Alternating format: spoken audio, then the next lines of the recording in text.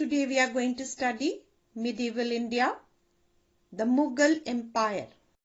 In this chapter, we'll study about the sources, Ain-e-Akbari, Taj Mahal, Jama Masjid and Red Fort, political history and administration of Akbar. Babur defeated Ibrahim Lodi in the first battle of Panipat in 1526. The dynasty which Babur founded came to be known as the Mughal dynasty. Now let us study the sources. The main sources of information about the Mughals are: first, Ain-e-Akbari. It is written by Abul Fazl, who was also one of the 9 jewels of Akbar's court. Ain-e-Akbari is written in Persian. It is divided into 5 books, which are: first book deals with the imperial household. Second book deals with the servants of the emperor, the military and civil services. Third book deals with imperial administration. Fourth book provides information about Hindu philosophy, science, social customs and literature. Fifth book contains sayings of Akbar and biography of the author Abul Fazl. This is a picture of Taj Mahal. It is situated on the banks of river Yamuna in Agra. It was built by Shah Jahan in memory of his beloved wife Mumtaz Mahal. The master architect of this monument was Ustad Isa. It is made of pure white marble. The whole structure is constructed on high platform. On each of the 4 corners of this platform, there is a minaret. The central dome looks like an inverted lotus. The outer walls and the interior walls are decorated with sculptures and floral designs made of semi-precious stones. The Taj Mahal is considered to be one of the wonders of the world. This is a picture of Jama Masjid. It is in Delhi and it was built by the Mughal Emperor Shah Jahan.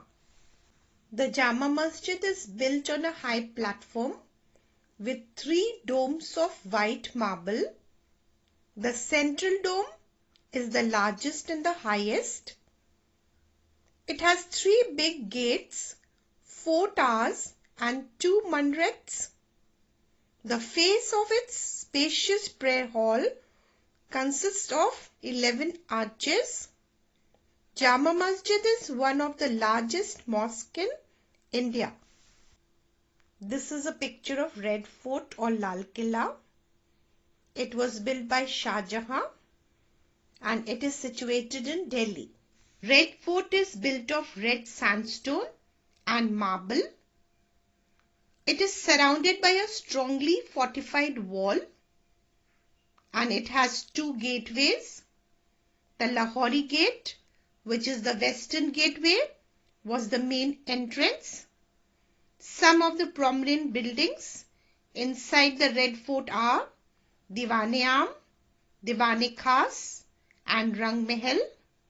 Later on, Aurangzeb built the Moti Masjid in the Red Fort. On 15th August every year, the Prime Minister of India unfurls the national flag from the Red Fort. Now let us study about Akbar. Jalaluddin Muhammad was popularly known as Akbar and he was the greatest Mughal ruler. Akbar ruled for about 50 years and laid the foundation of a vast empire. He came to the throne when he was 13 years old under the guardianship of Baram Khan. In 1556, The Second Battle of Panipat was fought under the leadership of Baram Khan, who marched to Delhi and defeated Hemu, taking Agra back as the capital of Mughal Empire. In 1576, Akbar marched against Maharana Pratap, the ruler of Mewar, and defeated him in the Battle of Haldighati. Maharana Pratap had to escape the battlefield. Later, Akbar died in 1605. Now we will study Akbar's Rajput policy. Akbar was wise enough to know that to rule successfully, he had to win the loyalty of the Rajputs. He married Rajput princesses and appointed Rajputs to high position. Akbar married Harkhabai, the daughter of Raja Bharmal, ruler of Amber. Akbar gave complete religious freedom to his wives, who followed Hinduism. Thus, Akbar was able to establish friendly relations with the Rajputs. Steps towards integration. Akbar took many steps to promote greater understanding between the Hindus and the Muslims. Some of these were: Akbar abolished the poll tax or jizya on non-Muslims. He also abolished the pilgrim tax on Hindus. The Ibadat Khana or prayer hall was built in 1575 at Fatehpur Sikri to discuss religious matters. Akbar started a new faith called Deen-e-Ilahi. It was based on the principle of oneness of God. Akbar also established translation department. The works of Sanskrit, Arabic and Greek were translated into Persian. Social and educational reforms. Akbar introduced many social and educational reforms. First, he issued order to check the forcible practice of sati. Second, he legalized widow remarriages. Third, he was against anyone having more than one wife.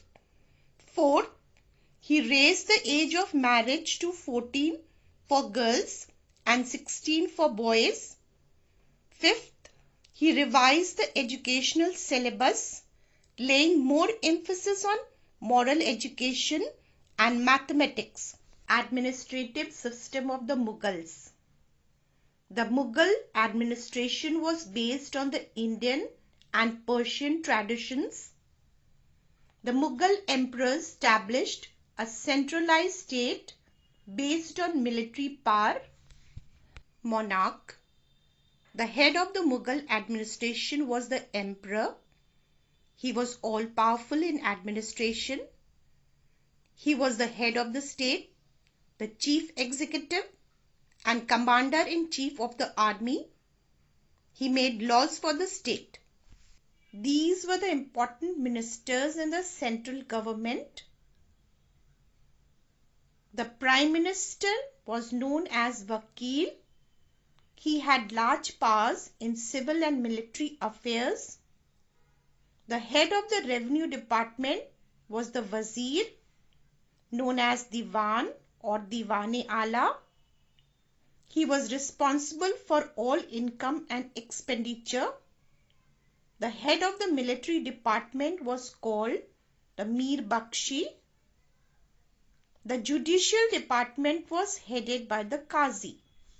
Provincial government.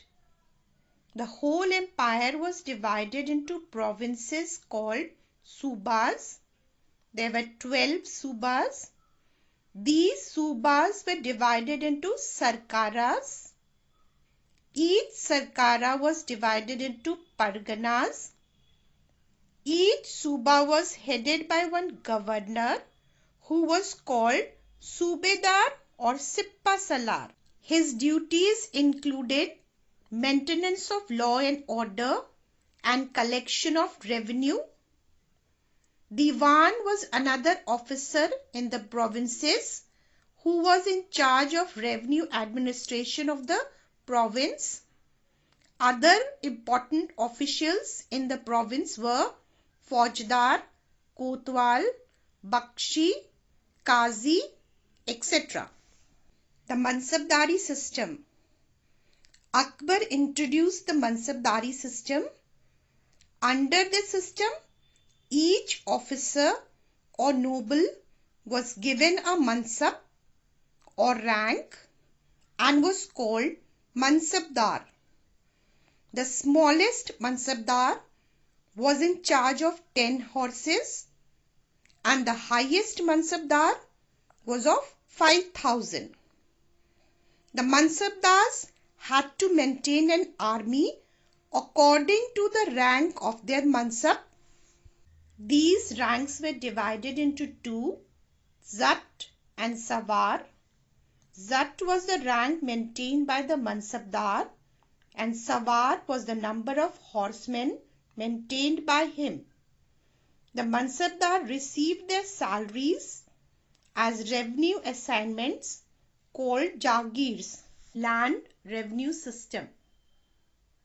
Land revenue was the chief source of income of the Mughal period. A uniform system of land measurement was made to calculate the land tax.